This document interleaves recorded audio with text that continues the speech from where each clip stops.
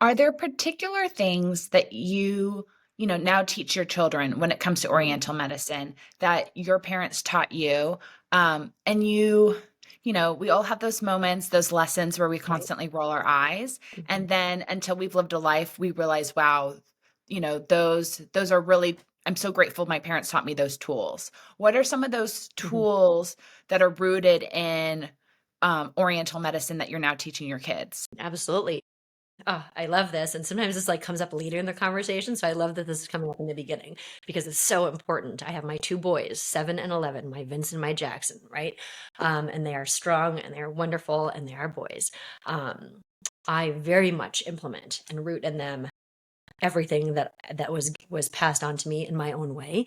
And the truth of the matter is when it comes to, let's start with, like you said, the traditional anti-medicine as we would think of it. So to me, which I know you're huge on, Whitney, food is the best medicine. Huge on that. Of course, I'm half Korean. I should have mentioned this. My mother's American. So I'm like a mix, East, West, old, new, from the moment I stepped onto this earth. But food is the best medicine is something that is incredibly important to me, even though I make the supplements and the skincare and all the things. And that is definitely something starting there I instill in my boys. I am all about balance. Remember, I am of the Tao. The three M's, the three pillars are rooted in the Tao. The universe equals yin and yang equals balance, for those of you who don't know. Everything within balance. And I raise my boys that way. If they want to go and eat the hot Cheetos or whatever it is, or the Takis are so popular now, it is not my favorite thing, but I will allow them to have that certainly at times. Here's the difference, right? So this is the best way I would like to answer in this way is that I teach them the difference. They do eat very healthy. They eat very balanced, and I constantly communicate with that with them. So I remember times, I'll answer it in this way, that they'll go and eat a whole bag of gummy bears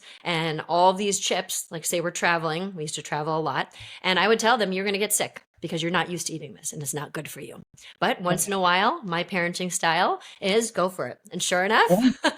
I'll never forget my son, Vince. He got very sick. Yeah. I was able to fix him. That is what I do. And I looked at him and said, what caused this?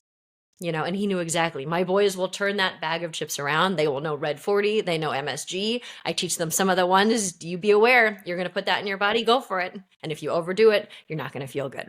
And so those are, I think that's one that sticks. Everything in balance, but that's important. And then the third pillar, that mindset, the living meditation. I won't go too far into this right now, but that's a huge part. And to me, that is medicine as well, that I instill in my boys. That understanding of not just balancing within yourself, but now how do we balance with people and circumstances around us? So that's huge as well. Mhm. Yeah, the